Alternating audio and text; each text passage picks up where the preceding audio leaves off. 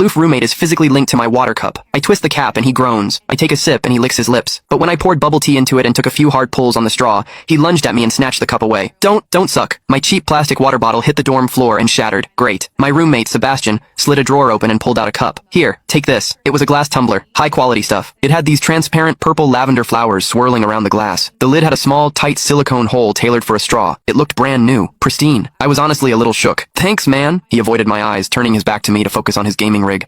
I carefully twisted the lid open. Immediately, a suppressed, low groan came from Sebastian's direction. I poured some warm water in and took a sip. Sebastian sucked in a sharp, jagged breath. His hand on the mechanical keyboard trembled, his fingers slipping off the keys. He licked his lips, looking like he was enduring some kind of torture or intense pleasure. His lips were thin, the Cupid's bow sharp like a knife. Looking at them made me want to bite them. Yeah, okay, I admit it. I'm into Sebastian. I swear to God, before I met him, I was the straightest guy in the state. After high school, my only plan was to get to college and bang a hot, bubbly cheerleader. But the moment I walked into this dorm and saw Sebastian, that plan went out the window. 4 years of college and he's the only one I want to mess around with. But I couldn't tell him. No way. I was terrified that if I spilled my guts, we wouldn't even be friends anymore. Because Sebastian is straight. Like, painfully straight. Only 2 weeks ago, he turned down a senior, a varsity swimmer, total stud, who asked him out. After that, Sebastian came back to the room and sat at his desk with a face like thunder for hours. The guy must be a raging homophobe. Maybe it was because the cup was a gift from my crush, but that warm water tasted sweeter than usual. It had a weirdly good aftertaste. I grabbed a straw from my desk and shoved it deep into the hole on the lid. The second I did, a strangled moan ripped out of Sebastian's throat. He bolted up and sprinted into the bathroom. Weird. We were just gaming. Why the hell did he suddenly need a shower?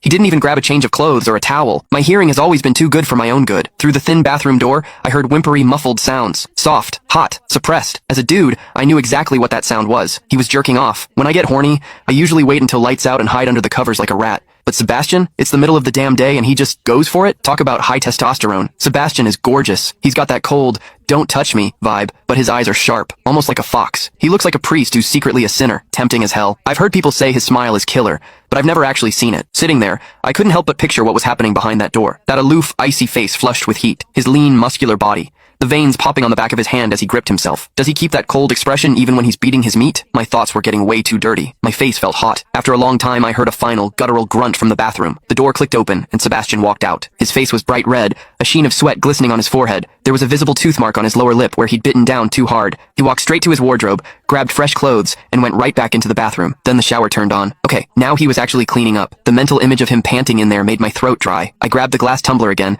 and chugged a few large gulps. The water in the bathroom stopped, then started again. It took him forever to come out. When he finally did, he looked at me with this weird, resentful glare. Strange. Was I imagining things? Sebastian sat back down to game, and I poured myself another refill. I wasn't really thirsty anymore, but I began chewing on the plastic straw out of habit, lazily sipping every few seconds. The AC was blasting, freezing the room, but the glass cup felt unnervingly warm.